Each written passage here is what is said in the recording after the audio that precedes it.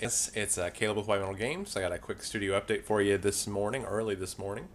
I wanted to show you a couple things we have going on in the studio and just sort of give you a heads up on a couple things that are upcoming, and let's get right into it. So, first up, this Crimson Fist army has finally sold. We found a client in Canada who's interested in it for his son. So I thought that was great, and we got a fairly decent price out of it. It almost broke even, so that's not too bad. So this is headed his way, and we'll be packing that up and shipping that off. This was sort of a level 1 project, so it's a really, really cheap and easy way to do an army. So if you're looking to do an army on the fly and quickly, then this kind of army can be done for relatively inexpensively. And as you can see, it's even got a few effects like some weathering and some dust from the ground. So it looks nice, and we're glad to see it go, but we're also eager to do more of those. So if you're interested in doing a project like that, just let us know. This was an experiment in outsourcing. We worked with another painter on this, and kind of an interesting experiment. I liked it quite a bit, and I think we're definitely going to be doing some more of that. We've got a terrain tutorial coming up for Bella Lost Souls. Here's kind of a preview for it. We were experimenting with doing cheap and easy terrain, like a $1 hill kind of thing, like a rubble hill. This is kind of what we came up with. And using a combination of expanding foam and regular foam and just bits of debris. So a cheap and easy gaming hill. So look for that in the next couple days. This is kind of fun. We're working with the guys from a company called Proxy Army. Let me actually pull a couple of these over. So Proxy Army is a 3D printing company that also does gaming stuff. What they're doing is they are finding new ways to sort of use 3D printing in gaming. Sorry, I'm a little unprepared for that. And these are 3D printed miniatures. So what I mean is that these miniatures were actually made on a printing press. Like they have a little machine that uses little teeny tiny bits of plastic to sort of weld them together. Now it's a little hard to see them because they are kind of this, I don't know what exactly, they're like this clear plastic material. So they look kind of, it's kind of hard to see them, but hopefully you get a basic idea from that.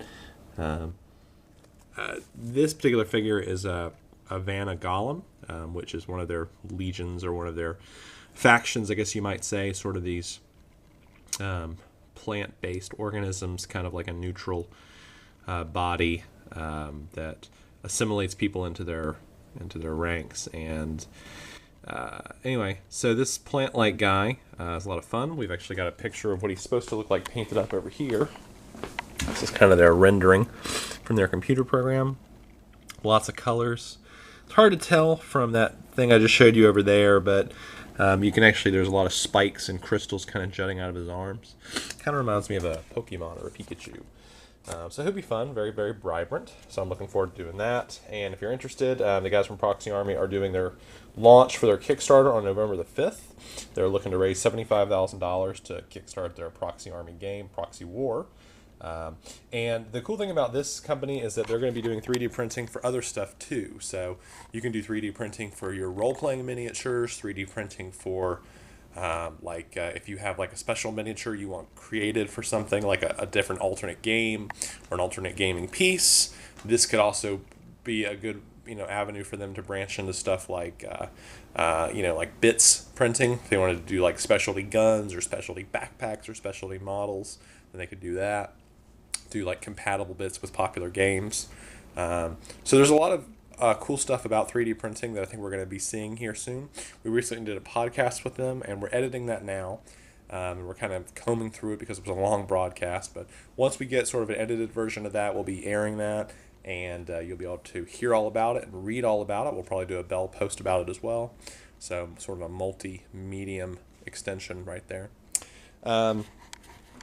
This is a whole bunch of bits we got from Travis and Sam in Australia. So Sam and Travis, thank you very much for these. Sam and Travis contacted us about doing a couple models painted up, and they were a little short on funds. So we asked them if they had anything they wanted to trade. So he volunteered to trade us some Orky bits. And we got a whole bunch of Orky goodness in here. We got some grots. Got a really old buggy or war buggy. You know what's funny about this is the reason I asked for orc bits from him was because we're actually putting together a couple of orc projects. I've taken an interest in orcs the last couple of months. You can see the old orc buggy, and here's some new ones we're working on. and pretty close in scale. Ours are a little bigger and beefier. But when you think about the old scale of it, and I was seeing this last night, so here's an old Wartrack. I think this model is still in use, actually. There's an old Wartrack. I don't know what I'm going to do with it. Maybe I'll turn it into a big beefy orc bike or something. Anyway, you can see the miniature here. So he's a little small. And then you took it like this. Here's an Orc Deffkopta. This is a more recent model. And then you take a look at them side by side. And even with this video, with this low quality, actually I use a high quality camera, but if you look at this video, you can just tell the immediate difference in the scale. Like clearly this older figure is just teeny tiny. And I feel like if this figure on this bike was brought up to par with this figure, it would the buggy would look more like this size. So I feel like our scale is a little more appropriate than the old scale. I feel like GW just hasn't updated their scale yet. So even though these pieces have a place in our workbench, it probably won't be on the gaming table. I'm not for sure what we'll do with them. Maybe we'll make them grot mobiles. Maybe we'll put a couple grots driving on so it works. Anyway, so he sent us that, plenty of extra little bits. So we're going to be using those for a couple work projects coming up. And in exchange for that, we're going to be doing a special couple orcs for him. He wanted an orc with custom fork field and an orc with the big shock attack gun. So we got this old shock attack gun off of an old figure from another person, I think on eBay maybe. And it had this old orc attached to it, which I don't really like this guy. He's just really crazy old. Let me see if I can get the camera to focus on him. So he's just a really old figure, kind of crazy. So we're going to update him with a new orc from the Shoot a Slugga Boys lines. So we'll do that with one of these guys. And we'll probably update him, upgrade him. Now the old shock attack gun did not have the hose in the back. So we want to update that as well. So we're going to add a hose to the back and sort of loop it around. And we'll probably have a grot coming out of it where he's being fed into it. So we'll use one of these grots that he sent us. So cool. We've got a tournament coming up on the, well, I don't know, it's like sometime mid next month for the 11th Company GT.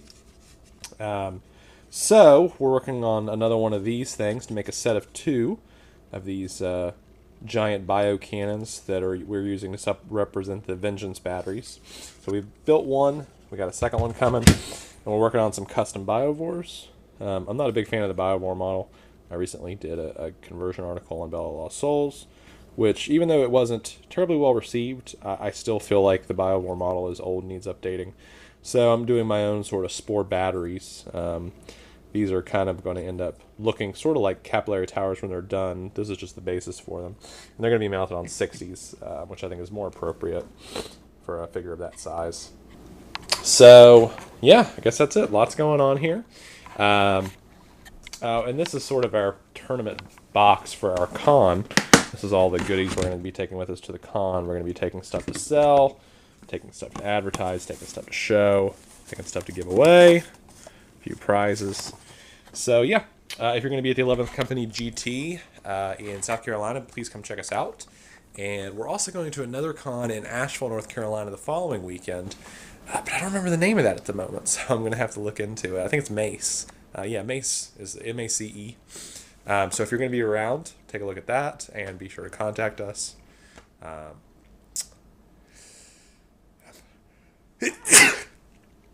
Sorry guys, winter is coming.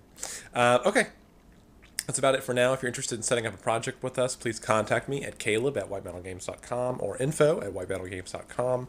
And be sure to listen to War Council. It's our new podcast presented by me and another friend of mine named Justin Jones with War Council. We're both avid war gamers, veterans of the game, and we put together a bi-weekly podcast where we talk about wargaming and just fun, interesting things. We've got a couple interviews coming up on the podcast recently. We're doing an interview with Jen and Joe of Screaming Heretic about cosplay and costumes and wargaming. And we've got a couple of our new Battle Brothers segments. And Battle Brothers is going to be a segment where we talk to people from all around the world about wargaming in different countries. We've got a guy in India we're talking to. We have a guy in Canada. We have a guy in England. We have a guy in Australia.